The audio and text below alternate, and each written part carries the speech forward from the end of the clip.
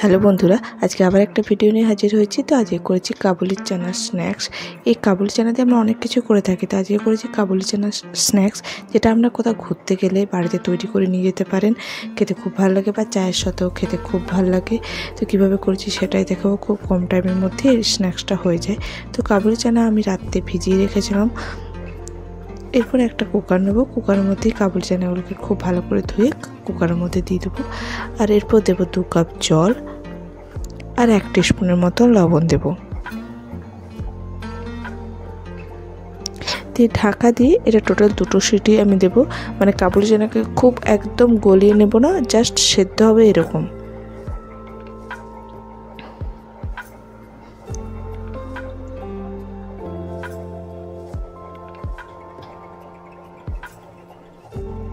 তো কাবুলি চানাগুলো দেখুন সেদ্ধ হয়ে গেছে, একদম গলে যায়নি, মানে হাতে করে চেপে যাচ্ছে। তো এইভাবে করে নিতে হবে কাবুলি চানাগুলোকে সেদ্ধ।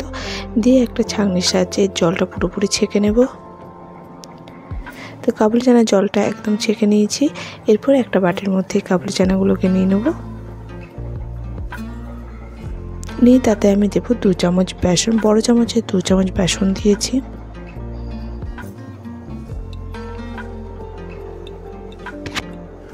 দু চামচ দেবো চালের গুঁড়ো,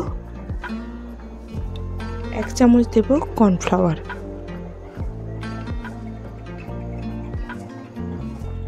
এরপর দেবো আমি লবণ 2 টিস্পুনের মতন, কেন এতে একটু লবণটা লাগবে। কাবুলি চানা সেদ্ধর সময় লবণ দিয়ে দিই এবং ভাজবো যখন, সের জন্য এখানে আমাকে লবণটা একটু বেশি দিতে হবে।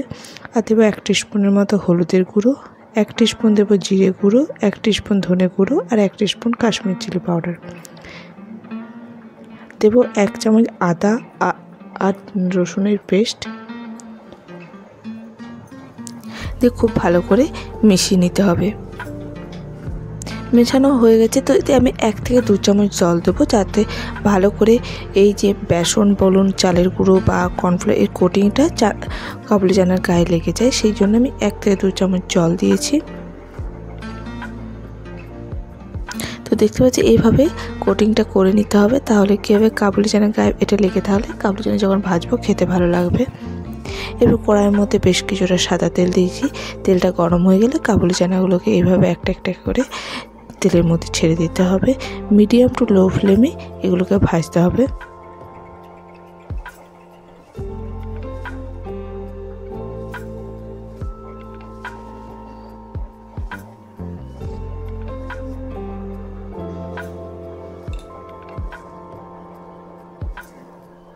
দিয়ে 1 চামচের সাহায্যে এইভাবে উল্টে পাল্টে দিতে হবে, যে কাবুলি চানাগুলো খুব ভালো মতো ভিতর পর্যন্ত ক্রিস্পি হয়। সেই জন্য এটাকে একটু টাইম ধরে কিন্তু ভাজতে হবে। আর মিডিয়াম টু লো ফ্লেমেই ভাজবেন। হাই ফ্লেমে ভাজলে কিন্তু কাবুলি চানা উপরটা পুড়ে যাবে, ভিতর থেকে ক্রিস্পিনেস আসবে না। তো এইগুলো ভাজা হয়ে গেছে চানাগুলো। তো এগুলো আমি তেল থেকে উঠিয়ে সাইডে রেখে দেবো।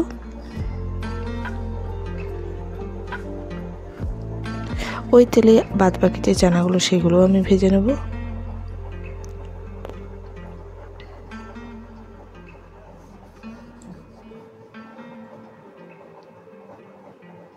আর এর সাথে কটা গোটা রসুন দেবো। এই গোটা রসুনগুলো দিবেন, খেতে খুব টেস্টি হবে, এর একটা ফ্লেভার আছে। তো এইভাবে আমি প্রত্যেকটা চানা ভেজে নিয়েছি। এগুলো আপনারা স্টোর করেও রাখতে পারেন। তো আমার এই ভিডিওটা কেমন লাগলো অবশ্যই কমেন্টস করে জানাতে ভুলবেন না। আজ এই পর্যন্তই, নমস্কার।